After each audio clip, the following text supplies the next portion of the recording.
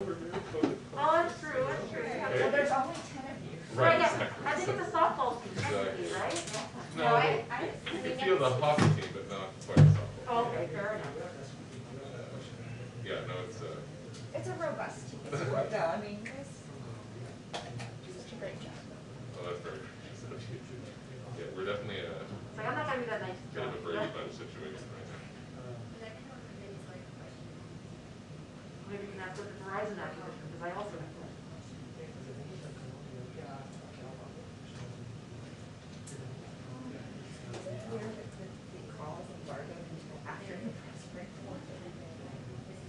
All of this stuff has been so fascinating. It's been like that since the beginning.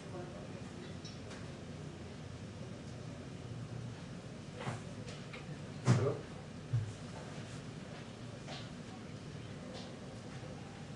Hello? Hold on. Okay. Hi.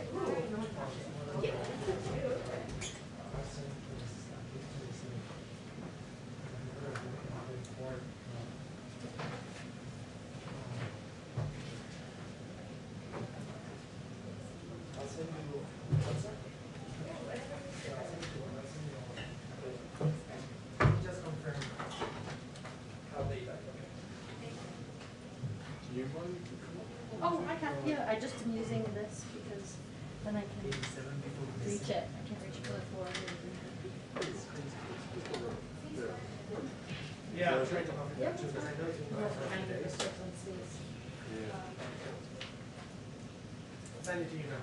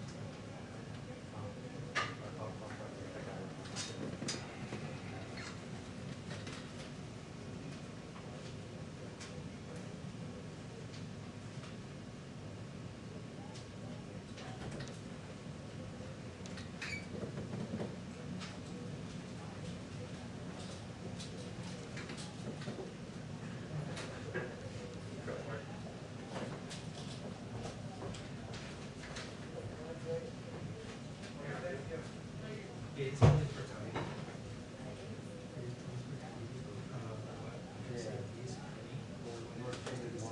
See different figures.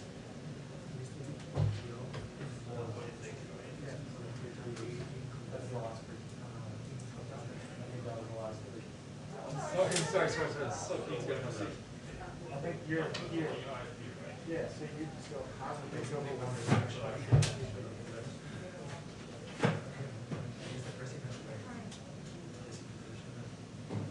That's my understanding. Yeah, you want to write it? No, it's not big.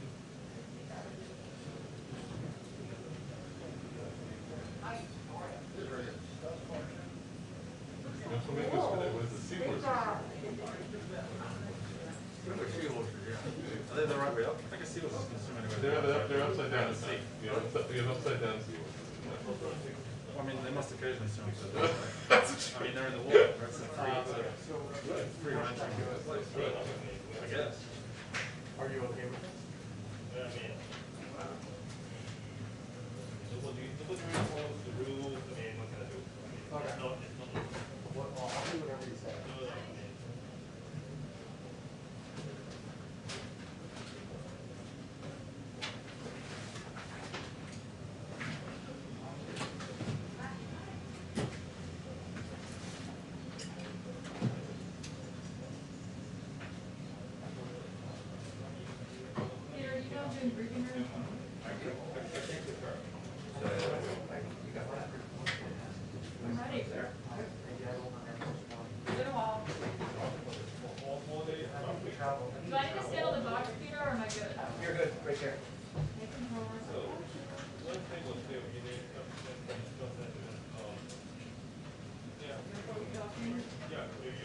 I have. 1, 2, 3, 4, 5. You got me?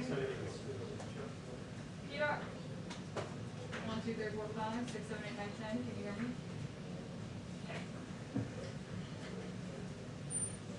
Beautiful.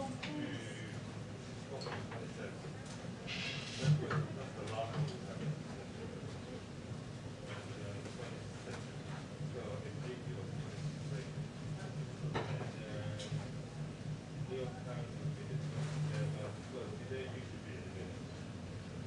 Okay.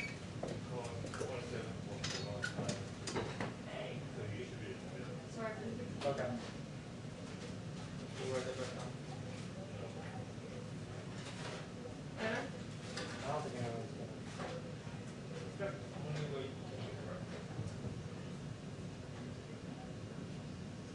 No problem.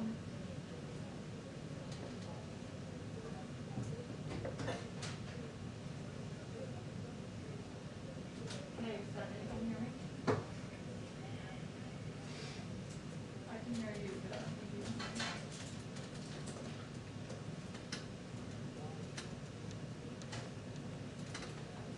1, 2, 3, 4, 5, 6, 7, 8, 9, 10. 1, 2, 3, 4, 5, 6, 7, 8, 9, 10. 1, 2, 3, 4, 5, 6, 7, 8, 9, 10. Better? Worse?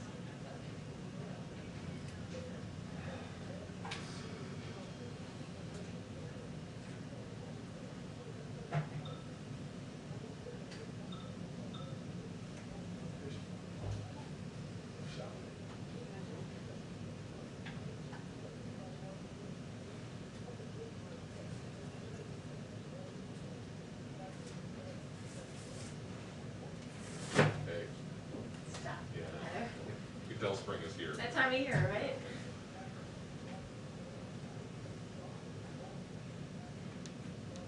That's one of the archive things, you know, for generations. There'll be a interactive museum so kids will press a button and go.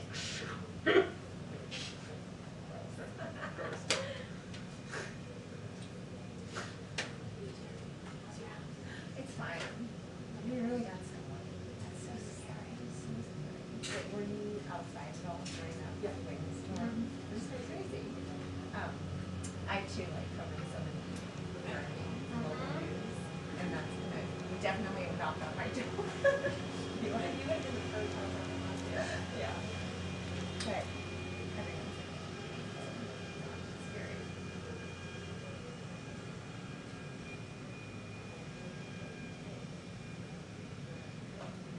Yeah, John, this is a notable shift from a policy that the White House has had, and they did tell governors during their weekly call today that their plan now is to redistribute vaccines if a certain governor does not order their full allocation that week. Basically, what they've done so far with the federal government is each week they tell governors how many doses they should expect their state to be able to order, for example. But if the state does not order that full dose or that full allocation, as some of them have not been doing in recent weeks, now that you're starting to see that supply outstrip that demand here in the United States, something that of course is not an issue we had just a few months ago. The White House now says if a certain state doesn't order that full Two-minute warning allocation, they are until the going press to take those briefing, doses they 2-minute cannot warning order until the and press briefing. distribute them to another state that does still have high demand. This is kind of their way of working through that, and I am told that the allocations will still be based on the state's population, and if 1 week a state, say for example Alabama, does not order their full allocation, they'll still get that full allocation the next week. It's not actually going to change their numbers. But John, this is notable because remember it was just about a month ago that the Michigan governor, Gretchen Whitmer, was saying her state needed more that COVID-19 surge. And the White House, including President Biden during the call, rejected that appeal by her to ask for those more doses. Now they seem to be trying to shift this, given they are seeing certain states not order their full allocations of their vaccine doses each week, John.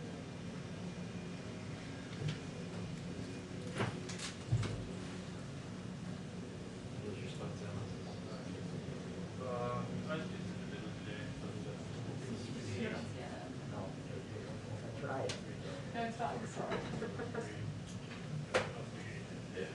Oh, Nicholas stole the spot. Well, there was confusion about the spots, so.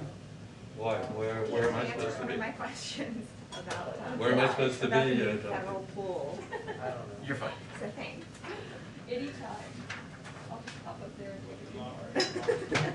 Between Zeke and the lawnmower, good job, Caitlin. That was Oh my a lot of moving parts on God. that one. Well, when I started at CNN, I had the 10 a.m. shift, and that was when they did the artwork, and the sprinklers would be on, and they'd be cutting grass. And like when you're first in television, I was like, Yeah, that's up for it. yeah, it's like being hazed. By the White House lawn crew. Yeah, I'm just waiting, they're doing some construction outside of jail. Oh my God. Jackhammers, I'm sure. Oh, so are we gonna be going to lifts for a while? That's separate. That, Oh. this is just like, they're trying to waterproof on me. It's Oh, not, I see. Oh. it's not I'll take flooding that. down there.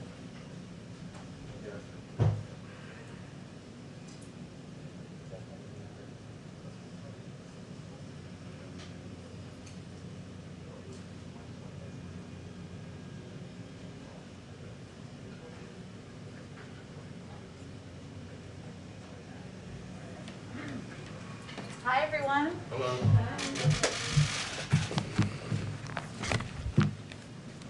It's been a while. I feel like somebody taller than me may have been in here more recently. Let's see.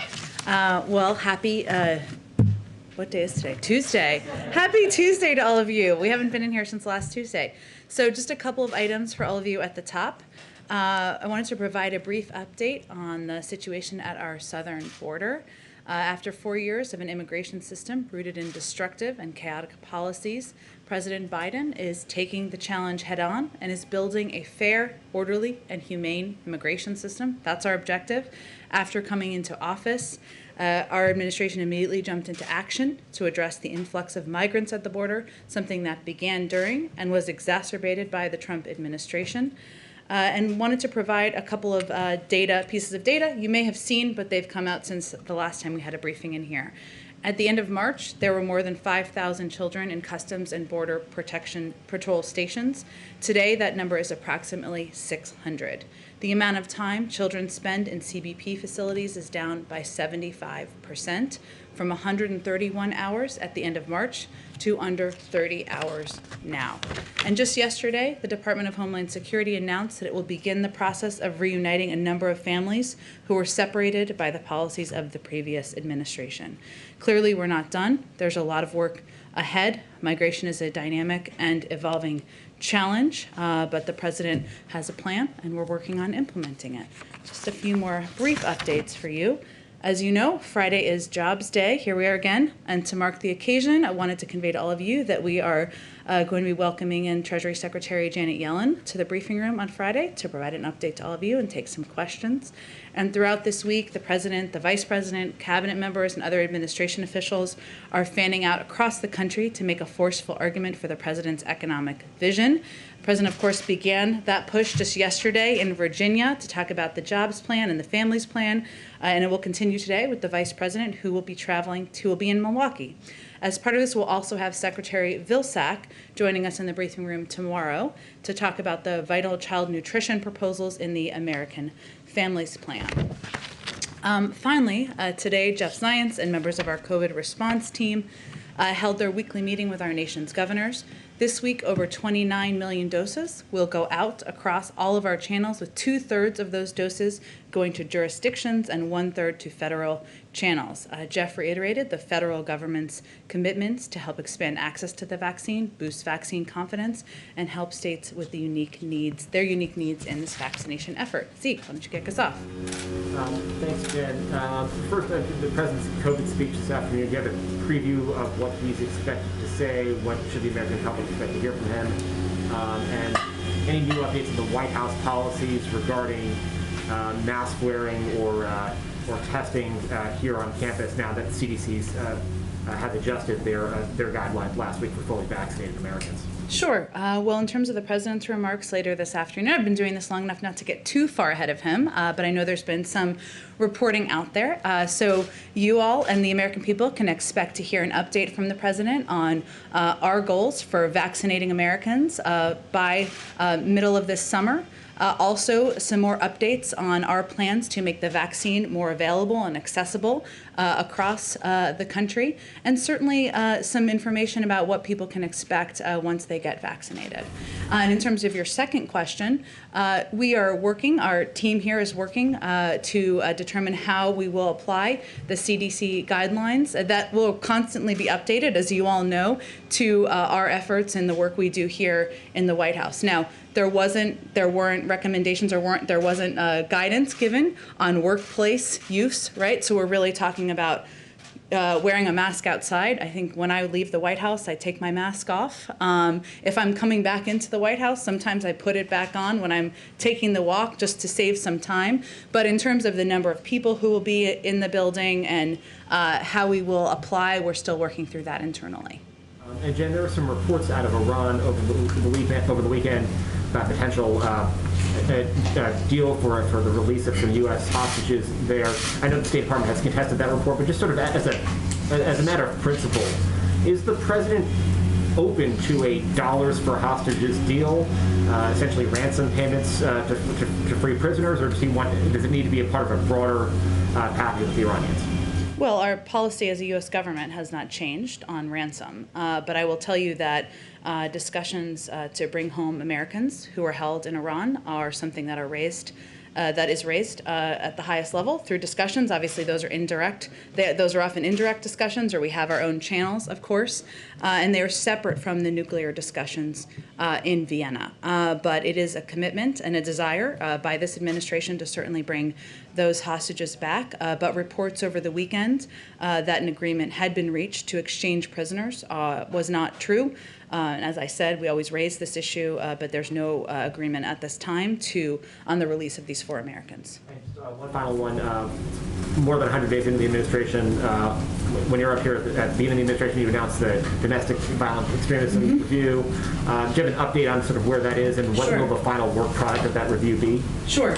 Let me give you an update on that. So as you noted, Zeke, we announced early on that we would be undergoing a domestic violent extremism review through the NSC, through the National Security Team, and we announced that during the President's first week.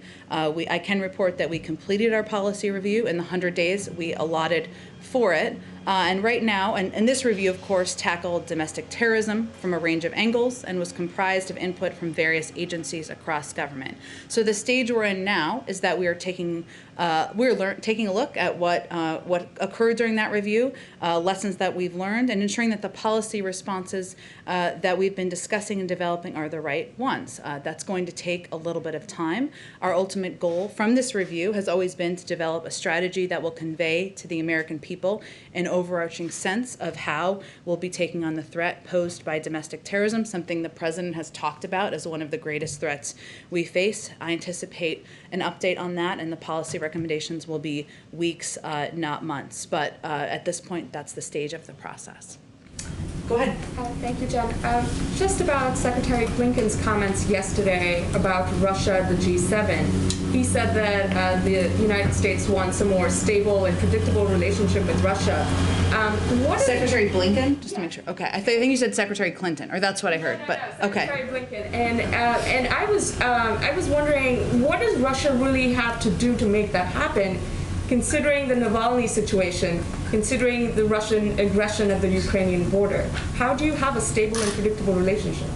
Well, our relationship with Russia includes us voicing concerns where we have them, taking actions and putting consequences in place when actions warrant, as we have in the treatment of Alexei Navalny, as we did in reaction to the engagement or the hacking of our own election here in the United States. At the same time, we do think there are areas where we can continue to work together on. This is how historically, national security relationships and diplomatic relationships have worked around the world. So I think what we are sending a message of is that we are not looking to escalate the relationship in terms of rhetoric or actions.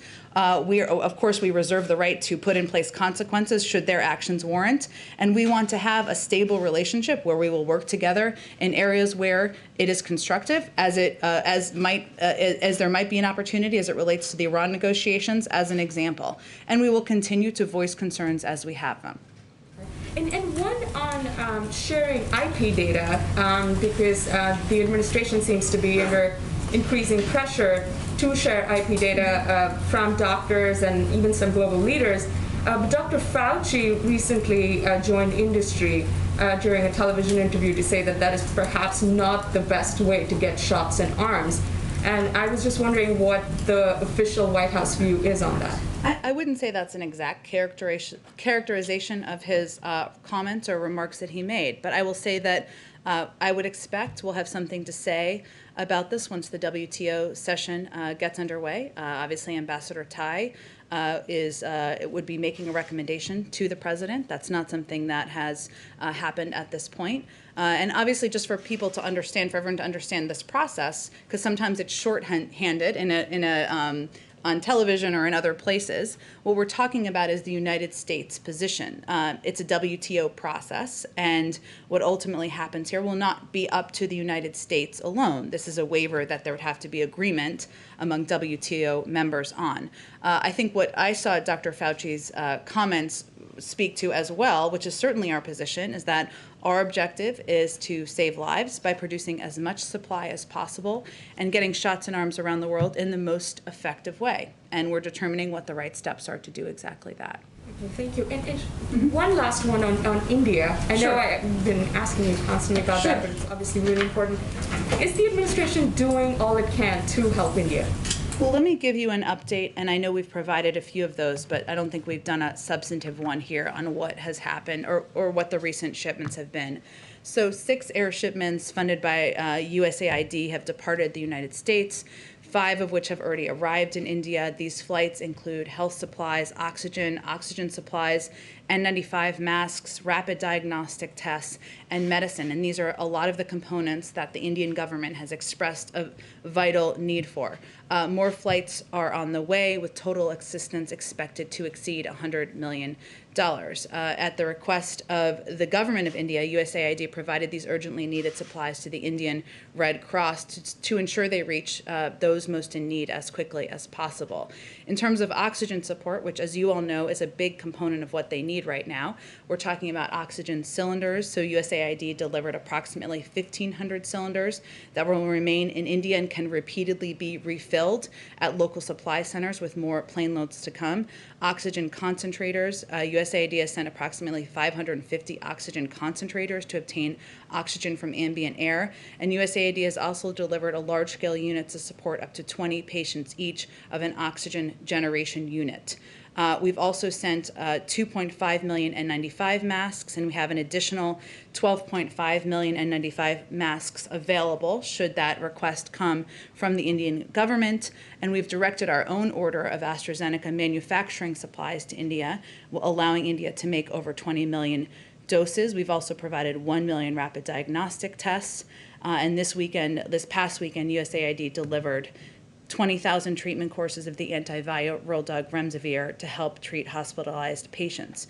We're also working, one of the questions that's come up is about assistance and know-how, and CDC experts will work in close coordination with India's public health experts in the following areas: laboratory surveillance and epidemiology, I'm not a medical expert, emergency response and operations development, bioinformatics for genomic sequencing and modeling. So we are in close touch. That's a summary of what we've done just over the last several days, and we're working to meet the immediate needs they have now, even as we consider, when we have AstraZeneca doses available, what can happen there. Okay, go ahead. Thank you. You mentioned Secretary Yellen is coming on Friday. She said in remarks published today that it may be that, quote, interest rates will have to rise somewhat to make sure that our economy doesn't overheat. Does President Biden agree with her? I think President Biden certainly agrees with his Treasury Secretary, but I will say that one of the reasons I think you're asking this question is about inflation concerns, and something that we watch closely here, obviously in the Treasury Department and in the White House in close coordination. And that is something where there's agreement. I looked at Secretary Yellen's remarks, or the ones that I saw, which she also conveyed, is how vital it is to make these investments now, and how important it is for our economy, for investment in research and development, for leveling the playing field on the workforce to make exactly these investments. So, of course, officials who don't work here in the Federal Reserve and other places closely watch what needs to happen. I'm not going to speak on interest rates, but we also take inflationary risk incredibly seriously, and our economic experts have conveyed that they think this would be temporary and that the benefits far outweigh the concern. I ask in part because, of course, the previous administration was routinely criticized for repeatedly sharing its views on what rates should do. Secretary Yellen is expressing her view on what will happen to rates. Do you think that this is an appropriate comment for a Treasury Secretary? Is she expressing an opinion on what the Fed should do when she says this? Well, I would say of all people, Secretary Yellen certainly understands the independence and the role of the Federal Reserve, and I think she was simply answering a question and conveying how we balance decision-making here. Can I pivot to one other thing? This week, Facebook is going to decide whether or not to reinstate Donald Trump's accounts on Facebook and Instagram. If he is reinstated, is there any change in strategy that the White House would put in messaging? In other words, if he's on these platforms expressing his views, does that change what you do at all? No. Go ahead. Thank you, Jen. Ahead of the president's speech today, is there any context or data you can share about the holdouts, about people who are still not getting vaccinated or signing up to get vaccinated, so we can understand if the problem is access to the vaccine or hesitancy because they think it's unsafe? Sure. Well, first let me say that what we've seen is that the more people who are vaccinated, and today he'll talk about the fact, but you are aware of this data, that 150 million people in this country now have had one dose, adults I should say, 105 million have had 2 doses. The more people who are vaccinated, the more confidence increases and the more people want to get vaccinated. That's not a surprise to us. That was what we anticipated and hoped for, given if your friend or your neighbor or somebody in your community is vaccinated, it gives you greater confidence about the efficacy of the vaccine, and maybe you see what the impact and the benefits are. We always expected to be at this phase where once we reached that percentage approximately of people who were vaccinated, once we got to the point where it was no longer an issue of access to supply, because we have more than enough supply for the American public, that it would become more and more difficult to meet people where they are and to reach them. And the biggest factor we've seen consistently we always focus on confidence, of course, but even with confidence, the biggest challenge is access. And access can mean a lot of things. It can mean concern about safety, though we've seen improvements in confidence levels. It can also mean, where do you get a vaccine, which is why we've invested so heavily, and the president will talk about this today, in programs like our pharmacy program, mobile vaccine units, mass vaccination sites, partnering with primary care physicians, local doctors, et cetera, but also why we made the announcement last week about paid leave, so that people can take a day off of work and they don't have to worry about losing income. We were seeing that as a factor. So we're constantly evaluating how to make this easier and more accessible, but we knew we'd be at this point where it would become more difficult, and we've been preparing for that. Thank you. And go ahead. I know you've seen the reports about the FDA approving the Pfizer vaccine for kids between the ages of 12 and 15. Not yet. Not yet, but is there anything you can tell us about how close they might be, and in the meantime, what the administration is doing to prepare so that those kids can get the shots right away? Sure. Well, I can't get ahead of the FDA process, and certainly in part because we want to ensure people have confidence in the safety of vaccines when they make a decision. But I will say the president will talk a bit about what preparations we are making here to ensure that if a vaccine is approved, if the Pfizer vaccine is approved by the FDA or others in the future, that we make that accessible to additional younger populations. And just one more on infrastructure. Sure. On Sunday, Ron Klain said that the White House had invited a group of Republican senators to come talk about infrastructure. Do you have any details about that meeting, including whether the president will attend? Sure. So I think he was referring to the invitation the president made to Senator Capito that we announced last week, and a group of members she selects to come to the White House. Since Senate is on recess this week, we anticipate that meeting being next week, and it just hasn't been locked in yet on the day and who will be included in that group of attendees. But that's what he was referring to this weekend. But we don't have an update quite yet. As we have one, we'll share that with all of you. Thanks, Jen. Go ahead, Kristen. Thanks, Jen. I just want to give you a chance to respond to the accusations that the American Federation of Teachers, the country's largest second largest teachers union influenced the CDC's guidelines on reopening schools. You had Republican Senator Tom Cotton saying that this is evidence of a politicized public health agency answering at the beck and call of the teachers union. So how does the White House respond? Well, I would say first that's false. Let's take a step back and talk about how the CDC works. The CDC, it's actually long-standing best practice for the CDC to engage with organizations and groups that are going to be impacted by guidance and recommendations issued by the agency. It doesn't mean they are taking everything they want or even a percentage of what they want, but it's important to understand the implementation components. They do so to ensure that recommendations are feasible and that they adequately address the safety and well-being of the individuals the guidance is aimed to protect. So the CDC engaged with around 50 stakeholders that are on the front lines in this pandemic and have requisite perspective for the guidance. The president reiterated last week that July 4th is the target date for returning American life to something closer to normal. Can you just define what exactly closer to normal is? What does that look like for the average American? Well, first, the president will have more about his updated goals that we have as an administration by that July timeline that he'll talk about later this afternoon. What he's talked about is if you're giving incentives for people to be vaccinated, to understand what the benefits are of getting a shot or two shots. And one of the things he's talked about for some time since his primetime address before the joint address was people being able to gather in their backyard and have a barbecue. And obviously we follow the advice and guidelines of our health and medical experts, but if we increase the number of people who are vaccinated around the country in communities, that will enable people to do more things that they're used to. So the guidance last week, of course, said that if you're vaccinated, you don't have to wear a mask outside as long as you're not in a crowd. It also said if you're vaccinated, you can go a lot of places if you're wearing a mask and you can feel safe and comfortable. But he'll have more to say later this afternoon about the July timeline. Okay, and one more question about, since we've been talking a lot about the refugee cap, something that's not entirely similar, but certainly related, the Afghan Special Immigrant Visa Program. It's facing this backlog of thousands and thousands of applicants, and of course, time is running out with the withdrawal beginning over the weekend. So can you just kind of summarize what exactly is the plan to address this backlog before all U.S. troops withdraw? Kristen, it's a great question. It's an important program the president talked about, of course, has talked about in the past, and he is committed to. I would say the State Department would oversee the process for those visas, so I would point you to them.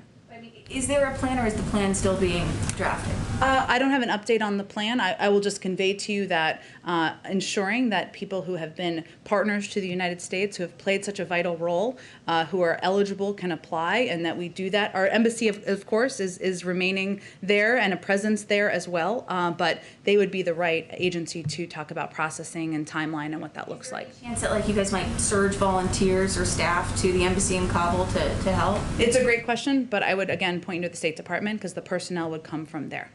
Go ahead.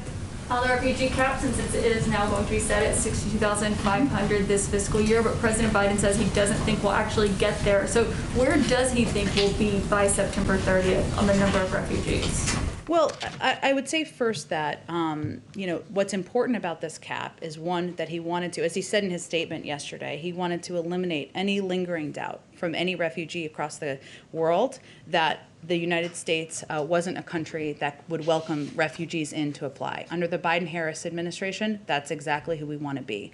But setting this cap, the objective is twofold. One is it helps send a message, that message to the world I just conveyed, but also it helps get the muscles working that have atrophied over the last several years when we were not welcoming in many refugees. So this is not just a federal government or U.S. government effort. There are so many organizations who play incredible roles in the United States and around the world.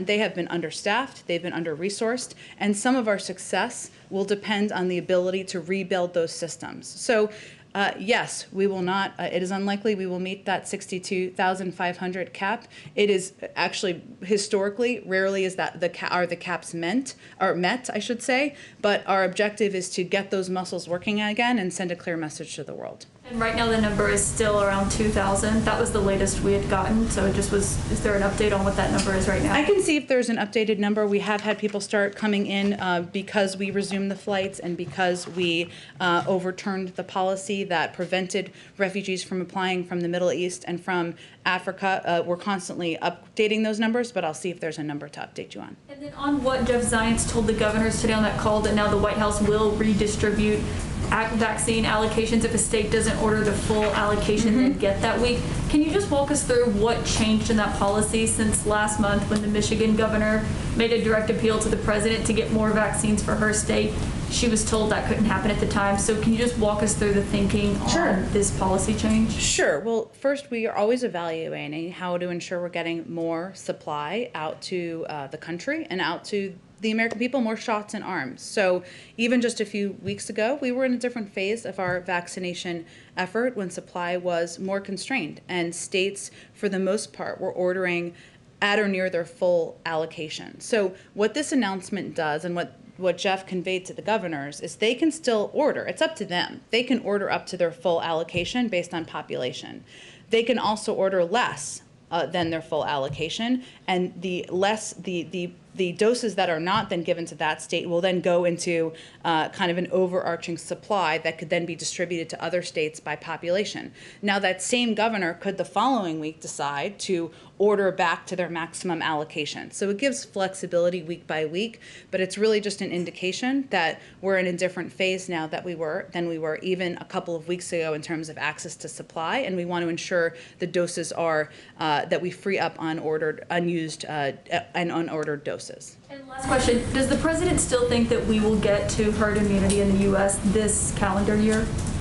Well, the president's, we try to leave the predictions of when we will reach any definition by medical and health experts of that term. I will say that what the president will talk about today is what percentage of the population he hopes to be vaccinated by this summer. That obviously is a step forward, and what we can do from an operational standpoint from the White House, from Jeff Zients and our COVID team, is continue to operationalize getting these shots out into the country. But assessments of what that will mean, we will leave to our health and medical experts and apply our guidance accordingly.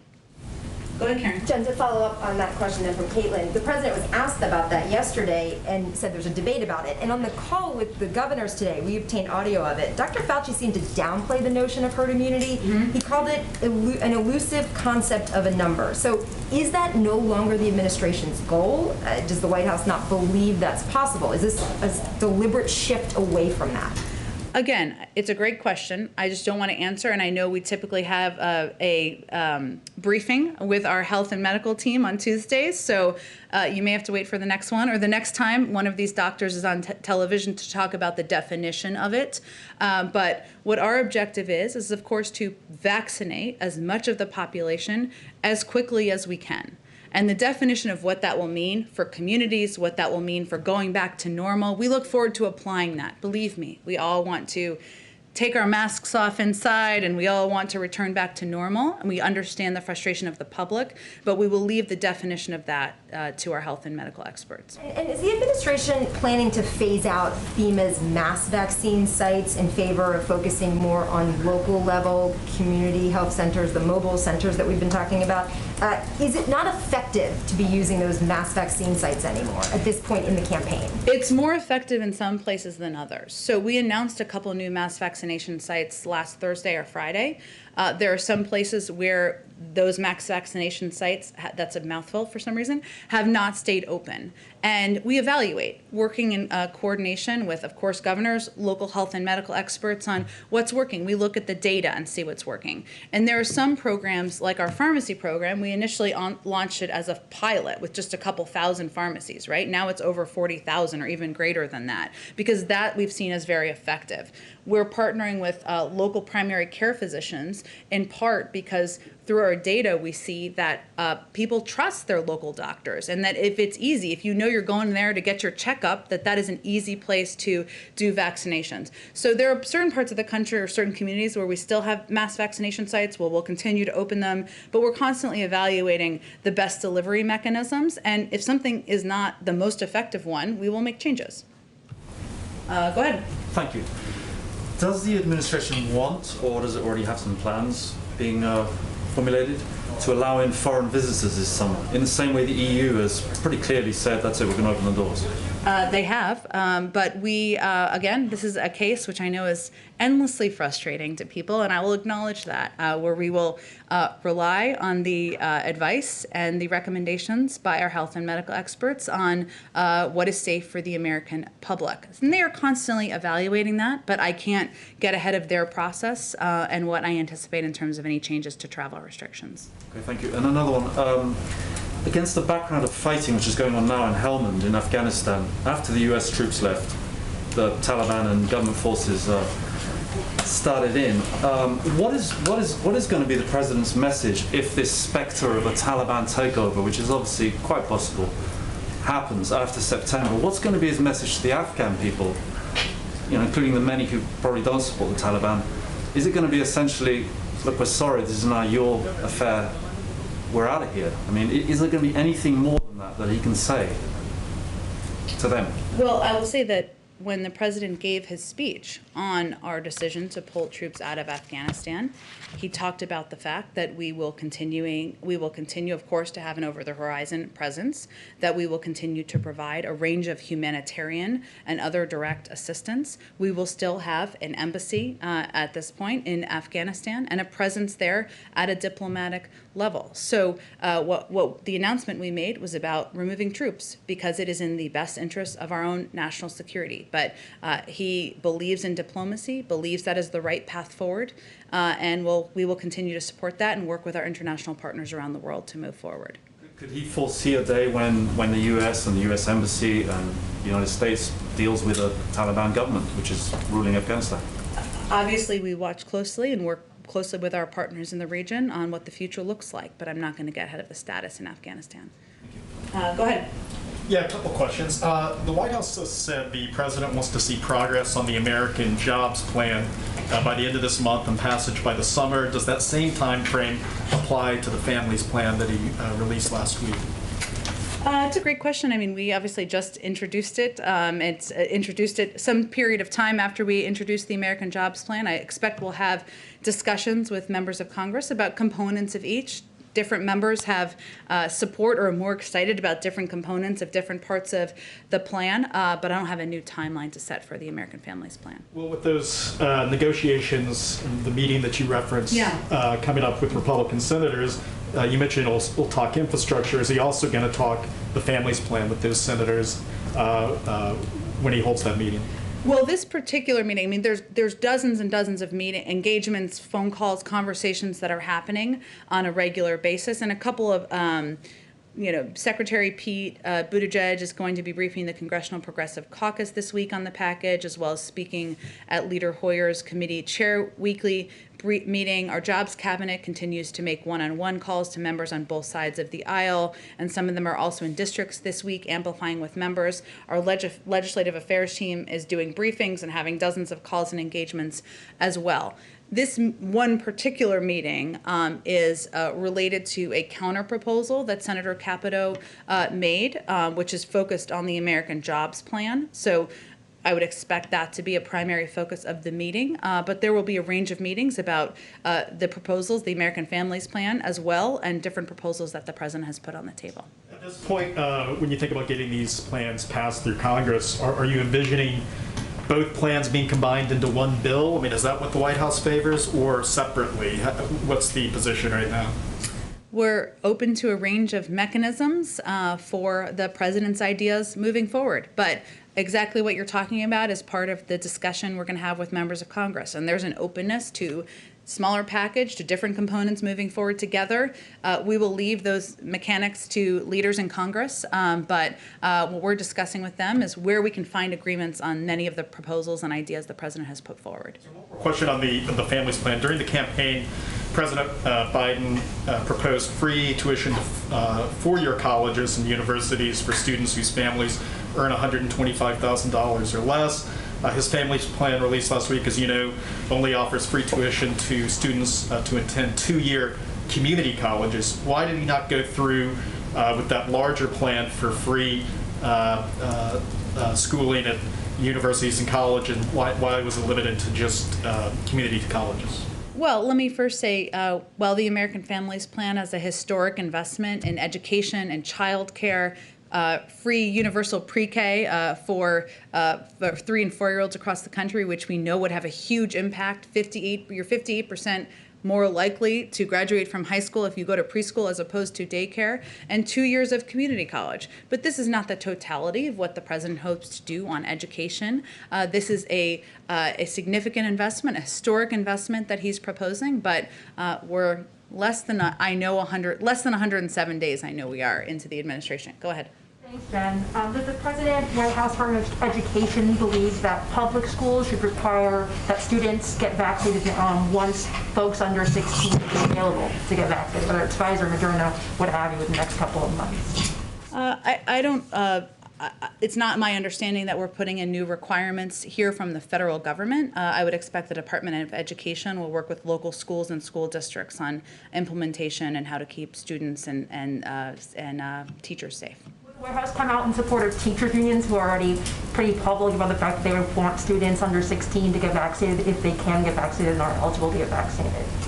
I don't have any anticipation of requirements from the federal government at this point in time, but obviously if we'll look to our health and medical experts on any additional guidance to provide. But even like passing support on social media, I know the president's very pro-union, reaches out to teachers union all the time, would at least invite them here to have conversations. So do you anticipate that President Biden would at least come out on the side of the unions for this specific issue?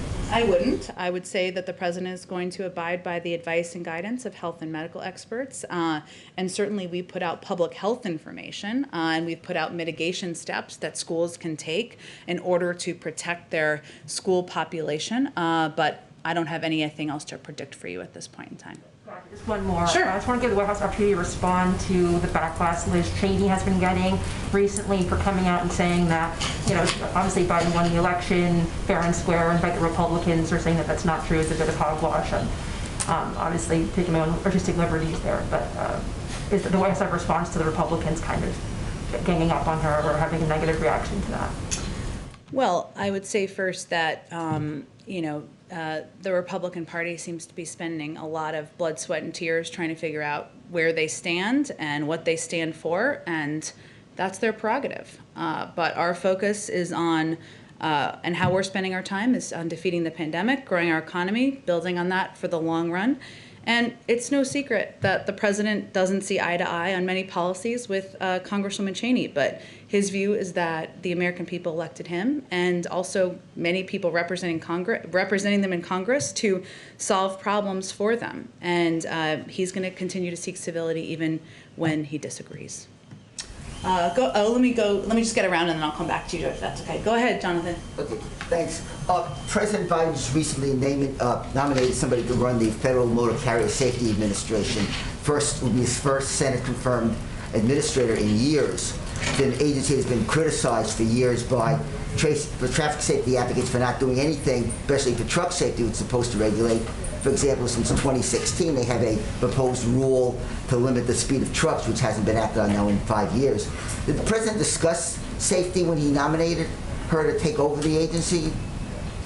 I'm not sure there's been a discussion with her directly. Obviously, if she was selected or nominated to serve in this particular role, but it's my understanding that the Department of Transportation, is examining available tools to address exactly the problems that you've outlined, which could include awareness training and supporting healthy practices, preventive medical intervention, and regulation, but we'd really defer to them on their processes. The president also recently named 3 people to the Chemical Safety Board, which had been down to 1 of 5 board members for the last year. Why did he make that some of his earliest appointments or nominations? Well, as you touch on, Jonathan, the Chemical Safety Board has a significant backlog of cases pending. Currently only has 1 board member out of 5. The president wanted to fill the vacancies or hopes to fill the vacancies quickly to make sure the board is able to fulfill its responsibilities and review these cases in a timely manner and certainly the impact communities across the country. And one last question. There's a bunch of lawmakers, including one I cover, who would love to still see another round of stimulus checks, direct payments, even every month till the pandemic ends. Is that something that, it hasn't been in either of the president's new proposals, but that's something that could be on the table?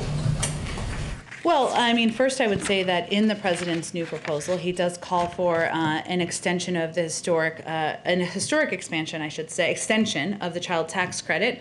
And if passed, the families of tens of millions of children will continue to get regular payments that total up to $3,000 per year for kids age 6 and over, and $3,600 for kids under 6. Obviously, we're continuing to evaluate what their needs are to continue to get the pandemic under control, put people back to work, but we think that's also a proposal that will have a long-term benefit. Do you think that there could be another round of direct payments in one of these bills?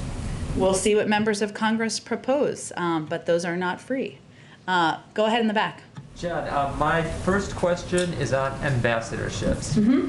Many key picks have not been made for these roles, which serve as a representation of American diversity overseas. The United States has never had a lesbian woman or transgender person as an ambassador. Is the president missing an opportunity to name those firsts? Well, given we haven't named many ambassadors quite yet, and we hope to soon, stay tuned, certainly the president looked to ensuring that the people representing him, not just in the United States, but around the world, represent the diversity of the country. And that certainly includes people who are LGBTQ, members of the transgender community. I don't have any predictions for you on that front, but I will say that he's soon, I'm sure, we'll be evaluating some recommended nominees coming from our personnel office and our national security team to fill some important posts. And he, of course, always looks at diversity. Could you define soon a little bit further? What is it, like days, months, weeks? Well, I think it depends on when the president makes some decisions, and he'll continue to consider a range of options for a lot of the positions that are out there and still remain vacant. I will say, having served with the State Department for a couple of years, there are incredible career service employees who are serving in these embassies around the world who are representing the United States and our values. That continues to be the case, but of course we're eager to have ambassadors in place and confirmed to represent the president and the vice president in the United States. Go ahead. Thank you. My second inquiry is on the president's speech to Congress last week. He told transgender youth he has their backs. And the president made these remarks in the context of states enacting laws against transgender youth, including a measure the Tennessee governor signed just today requiring parental notification on LGBTQ inclusive school curriculum. The president's inclusion of transgender people in his speech to Congress is significant in and of itself, but what will the president having their backs look like going forward? Well, certainly the president has put in place, has signed executive orders. He's also used the power of the bully pulpit and his presidency to convey that transgender rights are human rights, and that is his belief and the view of his administration and how he expects policies to be implemented. That includes ensuring that transgender youth have the opportunity to play sports and to be treated equally in states across the country. So he will look to members of his administration to implement what his view is and what his value is as president. Would you rule out legal action against these laws going forward as part of that? I will leave that to the Department of Justice. Go ahead in the back. Thank you, Jen, very much. A couple of questions and then another one from a colleague. Will President Biden give an update on sharing vaccines with the world today? And like, for example, is there any consideration to let go the unordered vaccine supply that will be redistributed here also to other countries? Is the consideration for that? Well, our focus right now is on allowing the the AstraZeneca vaccine supply that we have expected over the next couple of months, going through a process to determine where we can provide those vaccines. So right now we have 0 doses available. We hope to have about 10 million in the coming weeks and about an additional 50 million in the coming months. And there's a process internally that's determining where those doses will go, but that's really where our focus is at this moment. But we will continue to evaluate ways to increase and expand global vaccine supply around the world beyond that. So does the White House believe they could be doing more or faster to help closing the gap between vaccination in rich countries and the rest of the world? Or do you believe the $60 million doses of AstraZeneca are enough? I don't think I said it was enough. I think I said that that is where our focus is at this moment, but we will continue to look for ways to, our objective is to be a big contributing component of providing as much global supply in as cost-effective a manner as possible. And that's what we're evaluating now. So the 60 million is what we know we will have available in the coming months. Jen, you just went through a list of help that the administration is giving to India, and there is a great coordination to help India. Why we are not seeing the same response or engagement from this White House with Brazil? A lot of experts around the world are saying Brazil is living a humanitarian catastrophe, and there are more deaths in Brazil than in India. So why such a difference? And we know that Brazil also asks for oxygen, sedatives. Is the White House or is the administration considering sending additional help to Brazil? Well, recognizing that the fight against COVID-19 is a global struggle, we are working to partner with the government of Brazil and the Pan American Health Organization to finalize access to $20 million worth of critical intubation medications needed to save Brazilian lives. These medications will come from the U.S. government, a facilitated purchase, and from the U.S. Strategic National Stockpile. This support is being offered to offset global supply shortages and will enable Brazil to receive sufficient medication to meet their immediate hospital needs. So that is an effort that's underway, has not yet been finalized, but we are working in partnership with the government of Brazil on that. Brazil being the least to receive the AstraZeneca doses? There are a range of requests we've had from around the world. We're evaluating those needs now, but I can't get ahead of that process. Can I just ask one more from a colleague from Bristol Segovia, MVS Radio from Mexico? He's saying that at least 20 people have been killed in protests that have been going on in Colombia for a week now. Nearly 1,000 cases of police brutality have been reported. Is the president being briefed about the situation in Colombia, and what is the White House response? I'll have to ask our national security team on the latest engagement we've had with the Colombian government and others on that, and I will get back to you with a comment. Quickly one, last one, sorry. Does the White House believe the former president, President Trump, should be allowed to return to Facebook and Instagram? It's a decision being made by an independent oversight board. Beyond that, we don't have any further comment. Go ahead. Thanks, Jen. I want to ask you a few about taxes real quick. Fun. Yeah, fun. Taxes goes for the last one in the back, right? That's right. That's right. On the SALT cap, some congressional Democrats are saying no SALT cap repeal, no deal with the president as it goes forward with his tax plan. Democrats up on the Hill. We know the position that the White House has had for several weeks now, so I'm wondering what's more likely at this point, for the White House to move towards these congressional Democrats, or congressional Democrats, in this case, to back off their position eventually? We don't know yet. This is democracy in action. This is what's fun about this. We are having discussions. We are certainly aware of the members who have conveyed a strong view about the SALT deduction, and we'll have that discussion with them. We're eager to hear their proposals. Some of them have put some proposals forward. I think what we're factoring in here in the discussion is that I think, as you and I have talked about before, this is not a revenue raiser, so it would be additional cost. That's okay, but then you have to determine either how to pay for it, what other things are cut out, and certainly that would be a part of the discussion. We heard from the president yesterday about the step up in basis. He sort of laid out the argument as to why that should be eliminated.